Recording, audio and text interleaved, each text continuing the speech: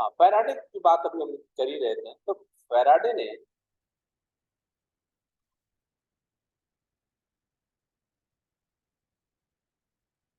Faraday law ने EMF के magnitude को दिया, क्या दिया था? मैग्नीट्यूड को D five by D T दिया। क्या दिया? D five D T. ये क्या है? Rate of change of magnetic flux, rate of change of magnetic flux link with the close circuit होना चाहिए, विथ द क्लोज्ड सर्किट। ये फैराडे ने दिया था, राइट। और इसके बाद लेंस लॉ आया। इन्होंने क्या दिया था? डायरेक्शन ऑफ इंड्यूस करंट,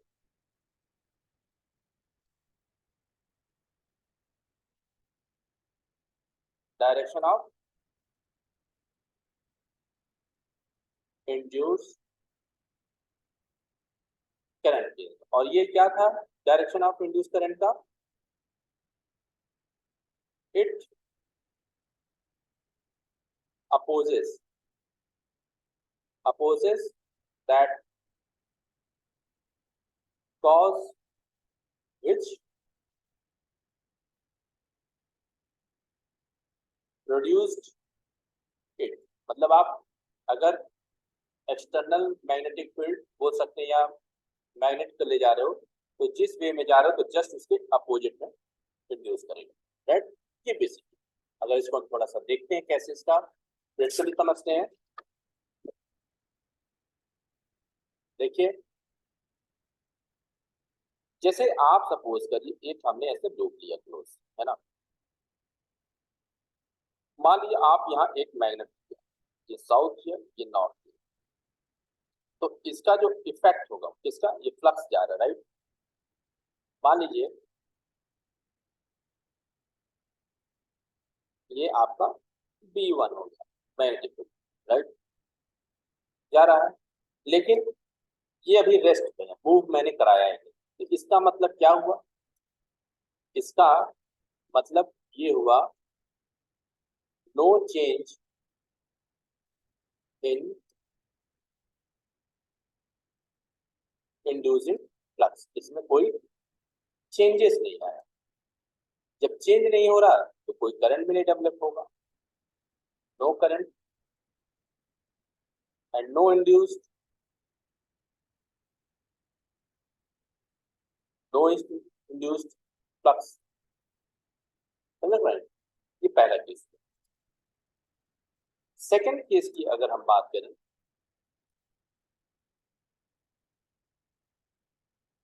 कि आपने लूप लिया, आपने एक साउथ और नॉर्थ का मैग्नेट लिया और v वेलोसिटी से मूव कराया, तो देखा गया कि इसका जो फ्लक्स है, क्योंकि इसके नियरेस्ट ला रहे हैं v वेलोसिटी से, तो जो फ्लक्स होगा आपका वो इंक्रीज करेगा। इंड्यूसिंग फ्लक्स इंक्रीजेस, है ना। तो जो करंट इसमें फ्लो होगा वो आपका एंटी क्लॉकवाइज या काउंटर भी हो सकते हैं। Current anti clock direction, right. और क्योंकि पता है मूव कर रहे हैं, तो इसका अपोजिशन क्या होगा आपका, ऐसे समझिए। अपोजिशन मीन्स अपोज क्या करेगा? जो इंड्यूस होगा आपका, इंड्यूस, ये इंड्यूस हो जाएगा। क्या हो जाएगा? इंड्यूस होगा।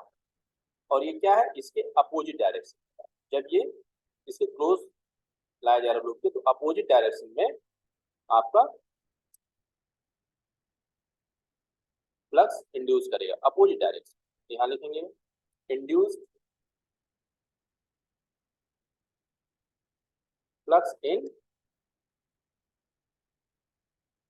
Opposite direction. आप देख भी सकते हैं, राइट हैंड रूल भी लगाए इसमें, इस करंट हो रहा है तो आपका कुछ ऐसे यहाँ लूप बनेगा। ये अपोजिट दिख रहा है कि नहीं, इसके अपोजिट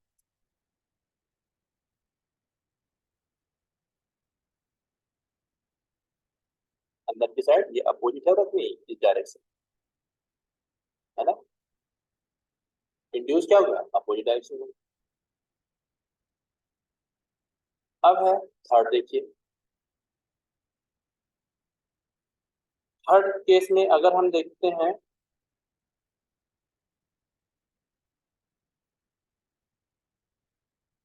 जैसे आपने ये साउथ लिया और ये नॉर्थ लिया, ये आपने एक लूप बना लिया। ये v वेलोसिटी से पीछे की तरफ जा रहा है, बैकवर्ड साइड। तो जो इंड्यूस था इसमें करंट, वो क्या करेगा, जो इंड्यूस था मान लीजिए से, ये क्या करेगा, डिक्रीज करेगा, है ना। ये क्या करेगा, डिक्रीज करेगा, है ना। तो इस पॉइंट आप मेंशन कर सकते हो।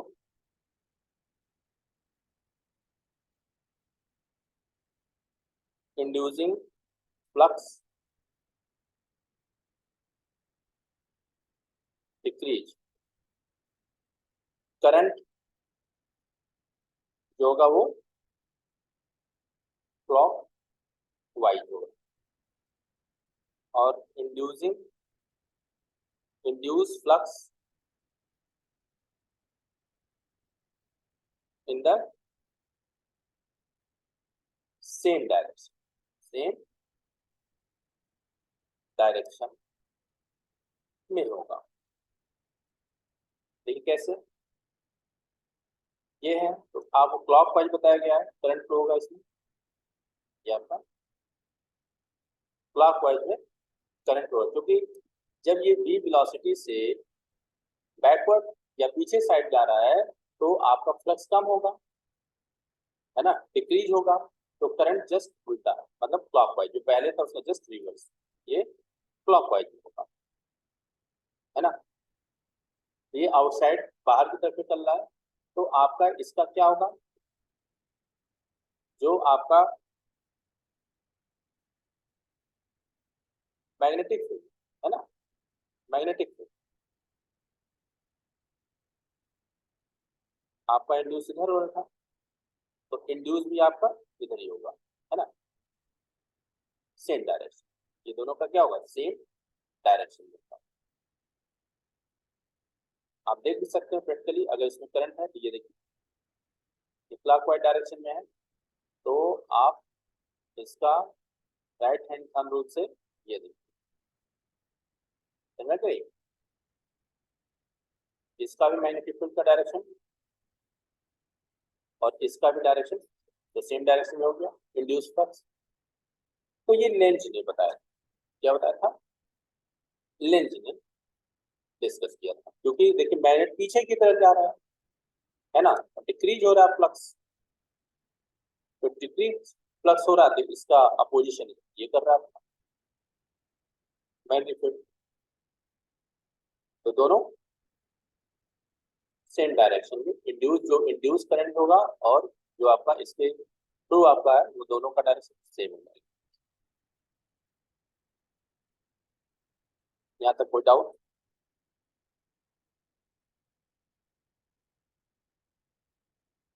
यहाँ तक सबको मेरे ख्याल से क्लियर हो गया होगा। फिर और भी जब हम प्रॉब्लम को सॉल्व करें तो और डिस्कस करेंगे और क्लियरिटी आपको मिलेगा।